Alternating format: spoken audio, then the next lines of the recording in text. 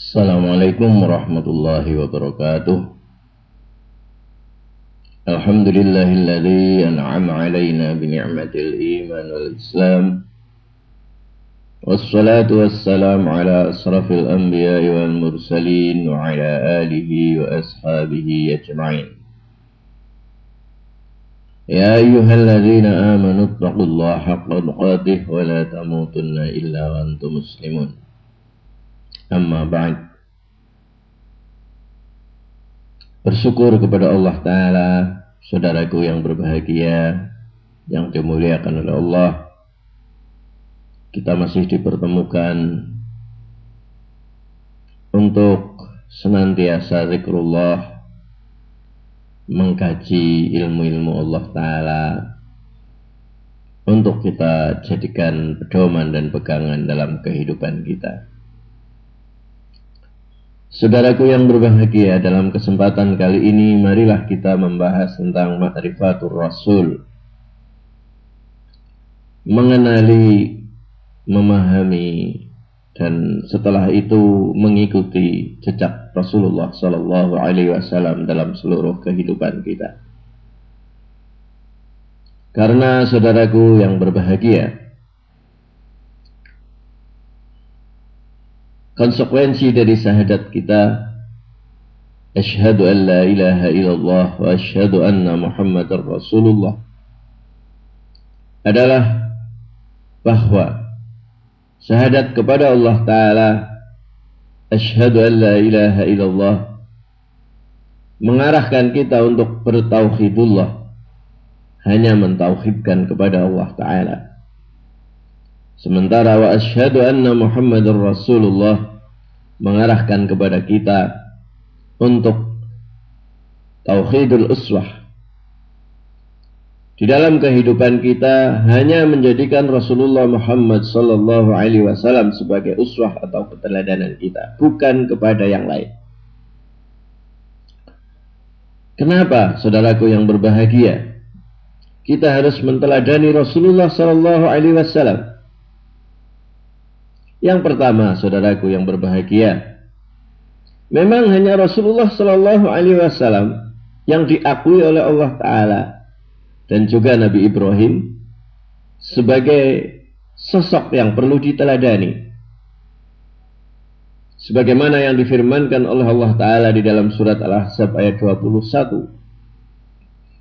A'udzu billahi minasy syaithanir rajim. Laqad kana lakum fi Rasulillahi uswatun hasanah liman kana yarjullaha wal yawmal akhir wa dzakarallaha katsiran.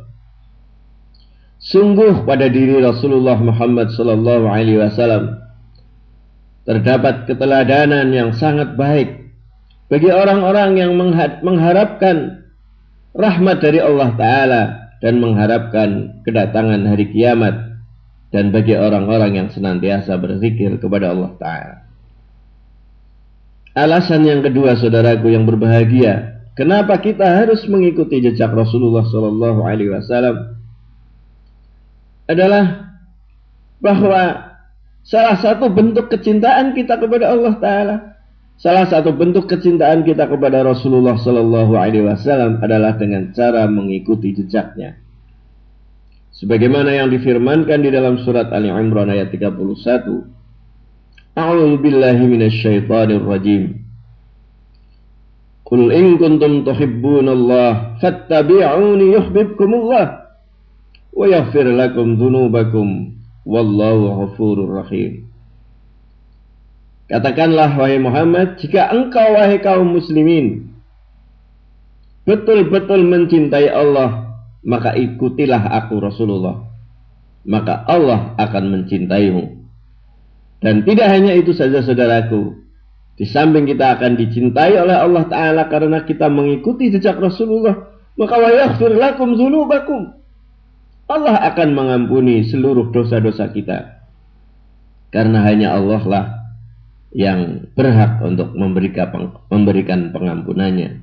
Wallahu ghafurur rahim, dan hanya Allah lah yang akan menyayangi kita. Kemudian saudaraku hamba Allah yang berbahagia, di dalam keteladanan akhlak di dalam keteladanan perbuatan kita keseharian, maka jelas sebagaimana yang disabdakan oleh Rasulullah sallallahu alaihi wasallam bahwa misinya memang untuk memperbaiki moral akhlak manusia. Manusia pada umumnya, manusia di seluruh jagat raya ini. Sebagaimana yang dikatakan oleh Rasulullah sallallahu alaihi wasallam, "Innama bu'itsu liyutamimma makarimal akhlak." Tidaklah aku diutus ke dunia kecuali untuk memperbaiki akhlak agar manusia menjadi atau memiliki akhlak yang mulia. Saudaraku hamba Allah yang berbahagia, dalam kesempatan kali ini kita akan memahami bagaimana bentuk-bentuk kebaikan Rasulullah sallallahu alaihi wasallam. Yang setelah kita memahami bagaimana Rasulullah di dalam berbuat kebaikan kepada sesama, setelah kita paham maka kita harus mengikuti jejaknya. Saudaraku hamba Allah yang berbahagia, kenapa kita harus mengikuti jejak Rasulullah? Karena sejarahnya sangat jelas. Siapa kakeknya, siapa bapaknya, siapa ibunya, siapa saudara-saudaranya. Dan sejarahnya mulai dari lahir sampai wafat tidak ada cacat celanya. Dan Masya Allah saudaraku yang berbahagia, kenapa Rasulullah Shallallahu Alaihi Wasallam yang memang sudah dinyatakan oleh Allah Ta'ala sebagai uswatun hasanah, karena beliau tidak seperti nabi-nabi lain. Beliau adalah sosok yang luar biasa. Di samping sebagai nabi, dia juga sebagai pemimpin, sebagai negarawan, sebagai kepala pemerintahan. Bukan hanya itu saja, dia juga sebagai mujahid. Tidak hanya sekedar mengkomando, tapi dia maju ke medan peperangan. Dia juga sebagai seorang bapak, seorang kakek, seorang suami, juga sebagai orang yang kaya. Dan semua atribut-atribut yang dimiliki oleh manusia dimiliki oleh Rasulullah Sallallahu Alaihi Wasallam. Sehingga bagi siapapun dengan atribut dan pangkat apapun akan bisa menteladani Rasulullah Sallallahu Alaihi Wasallam. Ada beberapa nabi, mereka baik karena nabi memang tidak pernah tidak baik. Tetapi ada nabi yang tidak pernah punya istri. Sementara Rasulullah punya istri, punya anak, punya cucu. Ada seorang nabi, tapi dia juga bukan seorang pemimpin atau presiden, pemimpin pemerintahan. Tapi Rasulullah Sallallahu Alaihi Wasallam adalah pemimpin pemerintahan, sehingga dia perlu dijadikan uswah. Juga saudaraku yang berbahagia, bagi para guru, ustadz, juga bisa menteladani karena Rasulullah Sallallahu Alaihi Wasallam adalah guru besar. Jadi saudaraku hamba Allah yang berbahagia, itulah alasan-alasan kenapa sosok Rasulullah Sallallahu Alaihi Wasallam lah yang selayaknya kita jadikan keteladanan dan idola kita. Saudaraku hamba Allah yang berbahagia, dalam kesempatan kali ini, marilah kita bersama memahami, mengetahui, mengenali Rasulullah dari kebaikan-kebaikannya. Bentuk-bentuk kebaikan Rasulullah Sallallahu Alaihi Wasallam, saudaraku, mencakup segala macam kebaikan, mulai dari kedermawanannya untuk berkorban dalam bidang keilmuan, juga pengorbanannya atas hartanya. Bahkan saudaraku yang berbahagia, dia rela mengorbankan jiwanya demi Allah untuk mensiarkan agama Allah dan memberikan hidayahnya kepada hamba-hambanya. Dia juga menghubungkan saluran manfaat kepada mereka, kepada manusia, baik dengan cara memberi makan kepada orang yang kelaparan, memberi nasihat kepada orang yang tidak tahu, membantu mereka dalam kesulitan dan berusaha meringankan beban orang yang kesusahan. Sifat-sifat yang terpuji ini, saudaraku yang berbahagia, selalu melekat pada diri Rasulullah Sallallahu Alaihi Wasallam sejak dia kecil hingga dia meninggal dunia. Mungkin karena alasan ini pula lah, saudaraku, yang membuat Siti Khadijah pada awal pengangkatan Rasulullah sebagai Nabi. Siti Khadijah istrinya berkata kepadanya, demi Allah, Allah tak pernah akan membuatmu hina. Sebagaimana kita ketahui, saudaraku yang berbahagia, pada saat Rasulullah menerima wahyu yang pertama, dia sangat ketakutan, menggigil. Dia pulang ke rumahnya dalam keadaan penuh ketakutan dan kekhawatiran setelah ditarangi Jibril.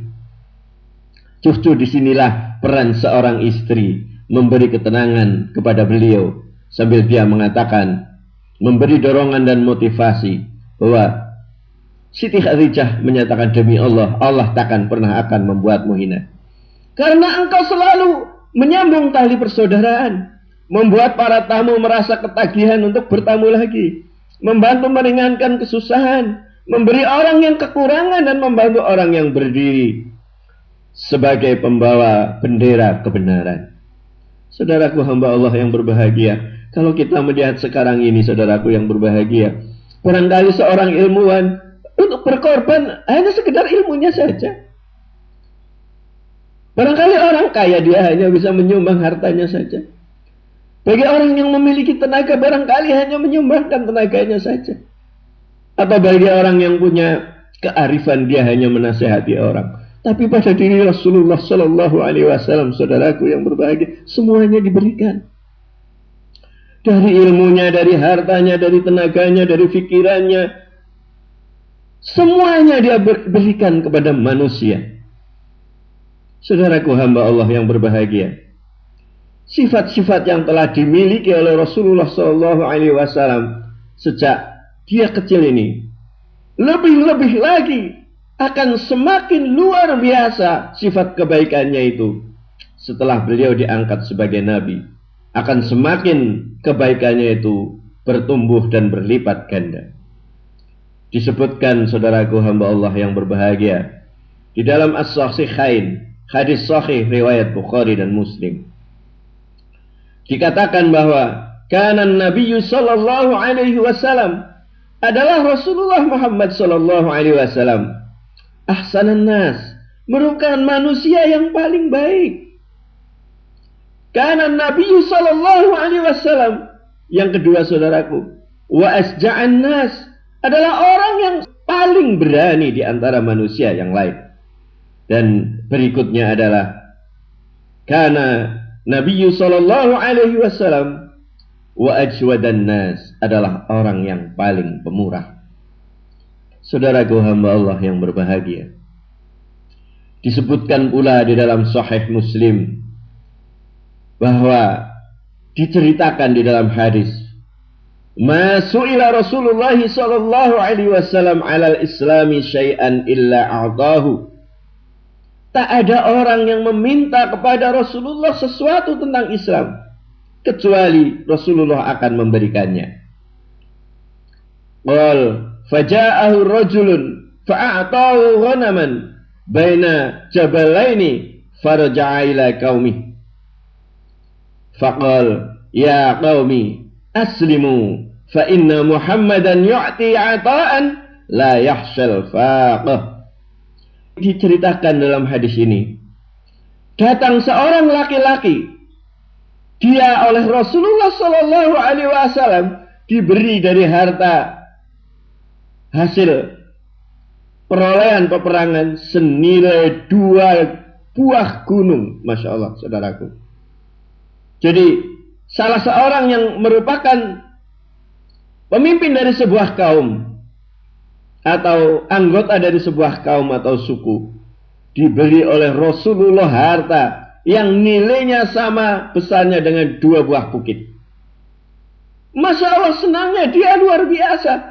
Kemudian dia faraja ila qaumi, dia datang kepada kaumnya yang belum beragama Islam. Faqal, dan dia berkata kepada kaumnya, ya qaumi aslimu, wahai umatku, wahai kaumku, masuklah kepada Islam. Fa inna Muhammadan yu'ti 'ata'an la yakhsal faqah. Karena sesungguhnya Muhammad sallallahu alaihi wasallam akan memberikan apapun yang membuat orang tidak pernah merasa khawatir atau akan merasa kekurangan.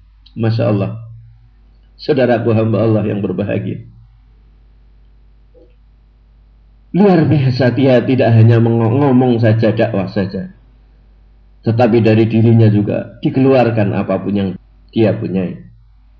Di riwayat lain, saudaraku hamba Allah yang berbahagia, diceritakan anna rajulan sa'alan nabiyya sallallahu alaihi wasallam ghanaman baina jabalain fa'atahu iya. Sesungguhnya ada seorang laki-laki yang meminta harta rampasan senilai 2 buah gunung kepada Nabi, maka diberikannya kepada dia.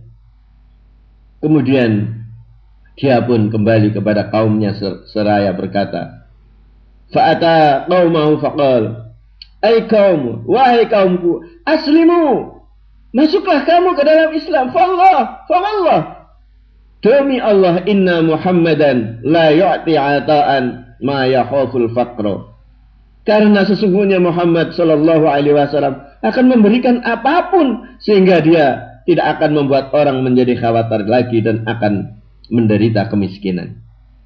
Saudaraku yang berbahagia, Anas pernah berkata, salah seorang sahabat, jika pada awalnya seseorang itu masuk ke dalam Islam, beragama Islam, hanya karena kepentingannya terhadap dunia, maka yang terjadi kemudian adalah Islam menjadi sangat ia cintai dari sekedar dunia dan segala yang ada di muka dunia ini. Demikianlah saudaraku hamba Allah yang berbahagia, bagaimana kedermawanan Rasulullah sallallahu alaihi wasallam. Kesaksian yang senada terhadap kedermawanan Rasulullah juga datang dari Sofwan bin Umayyah. Beliau awalnya itu membenci luar biasa kepada Rasulullah dan selalu memusuhi Rasulullah. Tapi apa yang dia katakan, saudaraku yang berbahagia? Rasulullah sallallahu alaihi wasallam, demikian Sofwan berkata, telah memberiku apa yang pernah ia berikan kepadaku. Padahal ia seharusnya menjadi orang yang paling aku benci. Selanjutnya ia selalu memberiku sampai akhirnya ia berubah menjadi orang yang paling aku cintai. Maka Rasulullah sallallahu alaihi wasallam, saudaraku yang berbahagia, pernah menyatakan, tahadu tahabu, salinglah kamu memberi hadiah, maka kamu akan saling mencintai. Inilah praktek-praktek yang dijalankan oleh Rasulullah. Bagaimana bencinya Sofwan kepada Rasulullah, tetapi karena Rasulullah sangat dermawan, maka berubah bahwa Rasulullah lah orang yang paling dicintainya. Kemudian Ibnu Syihab pernah berkata, pada saat pecah perang Hunain, Rasulullah sallallahu alaihi wasallam menyumbangkan 100 ekor lembu, kemudian 100 lagi dan kemudian 100 lagi.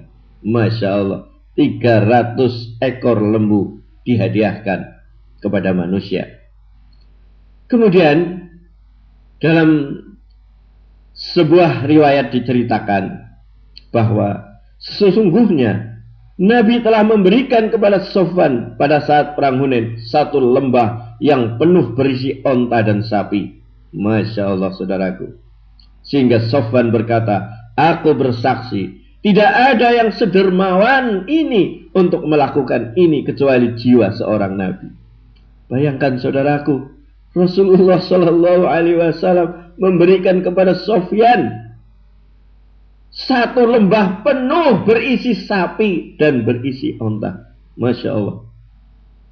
Disebutkan pula di dalam hadis sahih riwayat Bukhari Muslim dari Jubair bin Ma'tam bahwa orang-orang Arab pedesaan sama-sama menggantungkan nasib mereka kepada Nabi sepulang mereka dari perang Hunain. Mereka meminta Nabi untuk membagikan jatah mereka. Nabi pun berkata kepada mereka, "Lau kana li 'adadu hadhihi al-'idhahi na'aman laqasamtuhu bainakum, thumma la tajiduni bahilan wala kadzuban wala jabanan." Seandainya aku mempunyai sapi sebanyak jumlah pohon aidah ini, tentu aku akan membagikannya kepada kalian. Kemudian kalian tidak mendapatkan seorang yang bakhil, pembohong dan penakut. Saudaraku hamba Allah yang berbahagia, masih dalam kitab yang sama yaitu Bukhari dan Muslim, Jabir berkata bahwa tidak pernah Rasulullah menjawab tidak. Saudaraku hamba Allah yang berbahagia, untuk menteladani yang satu ini, Masya Allah sulitnya bukan main. Rasulullah tidak pernah menolak orang yang meminta sesuatu kepadanya. Sehingga kesaksian Jabir bahwa Rasulullah itu tidak pernah menyatakan tidak jika dimintai seseorang. Walaupun dia pernah berkata, "Lau ja'a malul bahraini a'taituka hakata wa hakata." Seandainya harta negeri Bahrain diberikan kepadaku, tentu telah aku berikan kepadamu sekian, sekian, sekian. Sambil diceritakan oleh Jabir, biyadihi jami'a, sambil dia semua memperlihatkan apa yang ada di tangannya. Imam Bukhari, saudaraku yang berbahagia, mentahrij dari hadis Sahal bin Sa'ad bahwa sesungguhnya Nabi Shallallahu Alaihi Wasallam telah mendapatkan hadiah sepotong kain yang cukup lebar. Dan Masya Allah saudaraku yang berbahagia, diceritakan bahwa kain ini adalah dihadiahkan oleh seorang wanita yang dia menenun kain itu benang demi benang karena memang betul-betul ingin dihadiahkan kepada Rasulullah Shallallahu Alaihi Wasallam. Dan Rasulullah Shallallahu Alaihi Wasallam sangat membutuhkan kain itu karena memang saudaraku yang berbahagia, Rasulullah itu perilakunya sangat sederhana. Ia pun mengenakannya, Rasulullah mengenakannya karena memang ia sangat membutuhkannya. Namun apa yang terjadi saudaraku yang berbahagia?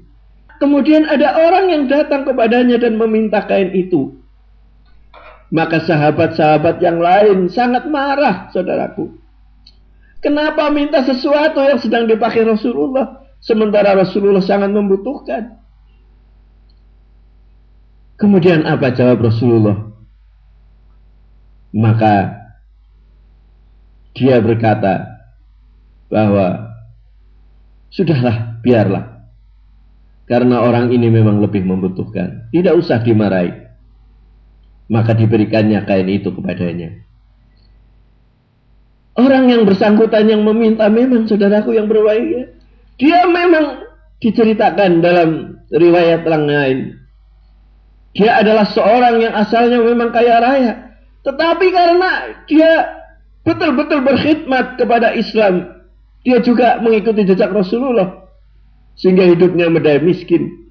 Dan dia menginginkan kain yang sedang dipakai Rasulullah itu tidak lain adalah untuk kain kafan, persiapan kain kafan tatkala dia akan meninggal dunia. Sesungguhnya aku meminta kain itu untuk kain kafanku. Dan menang saudaraku yang berbahagia, yang meminta ini dalam riwayat diceritakan mati syahid, dan kemudian dia dibungkus dengan kain kafan pemberian Rasulullah Sallallahu Alaihi Wasallam. Saudaraku yang berbahagia, kedermawanan Rasulullah itu setulusnya didasari karena niat ikhlas kepada Allah Ta'ala dalam rangka mencari ridhonya. Apapun yang ia lakukan, mulai dari mengorbankan hartanya untuk diperbantukan kepada orang yang sangat membutuhkan, orang yang sangat memerlukan, membelanjakannya, menginfakannya di jalan Allah, sampai memberi orang-orang yang mu'allaf, yaitu orang yang tengah memperdalam keislamannya. Meski ia Rasulullah Sallallahu Alaihi Wasallam juga masih tetap memikirkan kepentingannya sendiri, kepentingan keluarganya dan juga anak-anaknya. Namun ia mampu memberi apa yang tidak pernah mampu diberikan oleh raja-raja besar, seperti kaisar dan sebagainya dan sebagainya. Itulah saudaraku yang berbahagia. Bahkan saudaraku yang berbahagia, demi kepeduliannya terhadap rakyatnya, kepada masyarakatnya, karena dia sebagai seorang pemimpin, hatta anaknya sendiri, saudaraku yang berbahagia, tidak pernah diberi satu kemudahan-kemudahan. Barangkali sangat jauh dengan keadaan sekarang ini, di mana orang tuanya menjabat, maka anaknya ikut-ikutan kecapretan. Ya. Kalau Rasulullah enggak. Pernah datang saudaraku yang berbahagia kepada Rasulullah anaknya Siti Fatimah, setelah dia nikah dengan Ali, Dia datang kepada Rasulullah untuk minta diberikan kepadanya salah seorang pembantu, salah seorang khadimah untuk membereskan segala sesuatu kebutuhan rumahnya. Namun Rasulullah malah menyuruh Siti Fatimah untuk memohon kepada Allah dengan membaca tasbih, takbir, tahmid pada waktu tidur seraya bersabda, La u'titum wa ada'u ahla suffah talawayut butunuhum minal ju'. Aku tidak akan memberimu wahai Fatimah, dan aku tinggalkan orang-orang yang mempunyai kebiasaan melipat perut mereka karena lapar.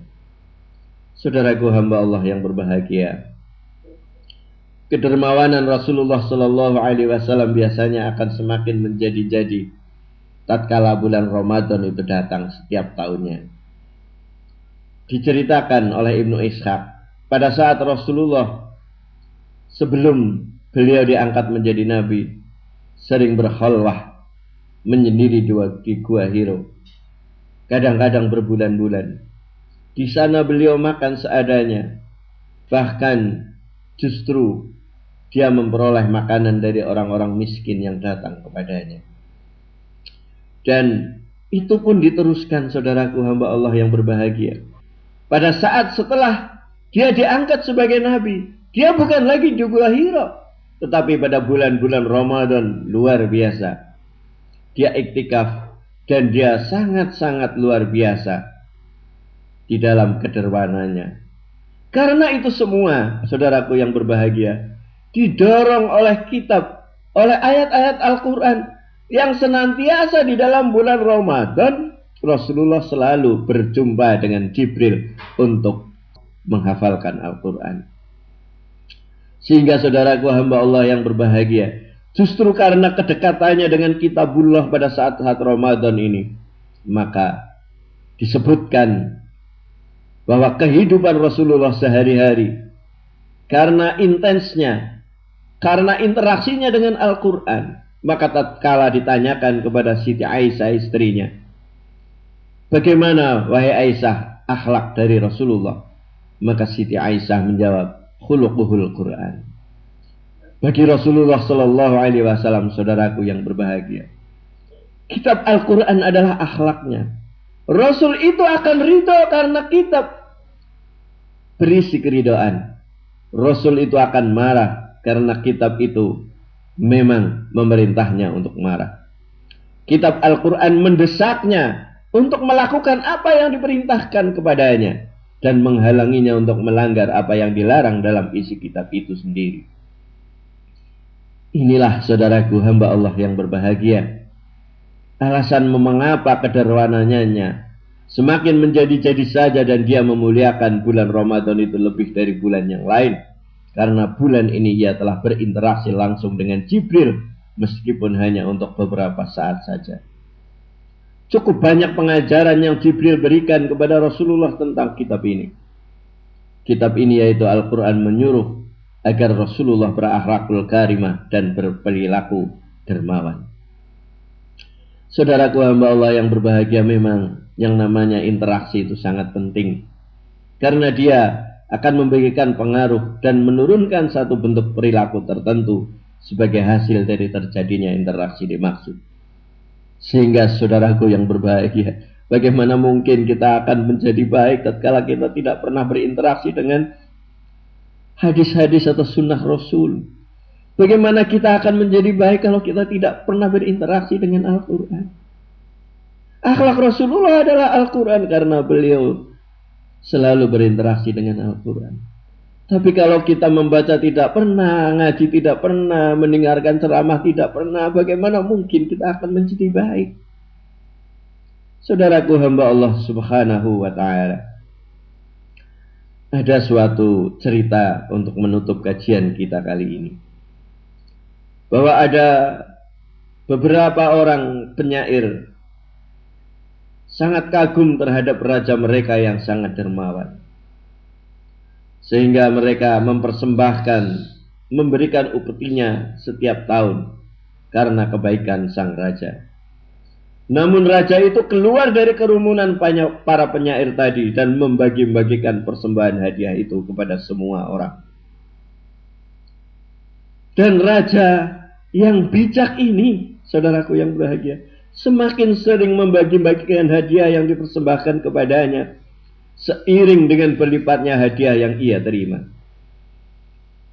Karena dia memahami betul, saudaraku yang berbahagia, pemimpin ini, saudaraku yang berbahagia, sangat mengikuti keteladanan Rasulullah di dalam kedermawanannya.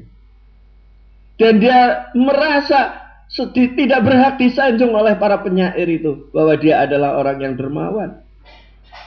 Karena yang patut dikagumi hanyalah Rasulullah Sallallahu Alaihi Wasallam. Saudaraku hamba Allah yang berbahagia, kita semua pasti memiliki tenaga. Kita semua pasti memiliki pikiran dan ilmu. Kita semua juga boleh jadi memiliki harta, jabatan, dan sebagainya. Maka marilah kita ikuti jejak Rasulullah Sallallahu Alaihi Wasallam. Yang terutama sekali, saudaraku yang berbahagia, kedermawanan Rasulullah adalah didasarkan kepada keikhlasan, tidak ingin pujian. Saudaraku hamba Allah yang berbahagia, sekarang ini kita sangat-sangat butuh keteladanan dari para pemimpin kita. Sekarang ini banyak orang pandai, tapi sangat sulit untuk mencari sosok yang bisa kita teladani. Sehingga kita kadang-kadang keliru, saudaraku yang berbahagia, dengan memuji seseorang dan mengidolakan seseorang. Itu semuanya tidak pada tempatnya, saudaraku yang berbahagia. Karena pujian itu hanya hak Allah Ta'ala, saudaraku. Pujian hanya layak diberikan kepada Allah Ta'ala. Dan kekaguman hanya layak diberikan kepada Rasulullah Sallallahu Alaihi Wasallam. Sehingga saudaraku hamba Allah yang berbahagia, apabila kita tidak ingin kecewa terhadap seseorang, maka kita jangan mengidolakan seseorang. Jangan mengkagumi seseorang. Karena seseorang itu memang di samping kebaikannya ada juga kejelekannya. Sementara Rasulullah Sallallahu Alaihi Wasallam adalah seorang yang maksum, yang senantiasa dijaga oleh Allah Subhanahu Wa Taala, adalah makhluk yang sempurna. Sehingga sekali lagi, pujian hanya layak diberikan kepada Allah, dan kekaguman, keteladanan hanya layak diberikan kepada Rasulullah Sallallahu Alaihi Wasallam. Saudaraku hamba Allah yang berbahagia, mudah-mudahan kajian kita kali ini bermanfaat. Kekurangan dan kesalahan datangnya dari kami, dan kebenaran dan kebaikan datangnya dari Allah Ta'ala. Mohon maaf apabila ada kekeliruan, dan mudah-mudahan kita berharap dan berdoa kepada Allah Ta'ala apabila ada kekeliruan dan kesalahan dalam majelis kita, diampuni oleh Allah Ta'ala. Subhanakallahumma wa bihamdik, asyhadu an la ilaha illa anta, astaghfiruka wa atubu ilaik. Wal afu minkum, billahi taufiq wal hidayah. Assalamualaikum warahmatullahi wabarakatuh.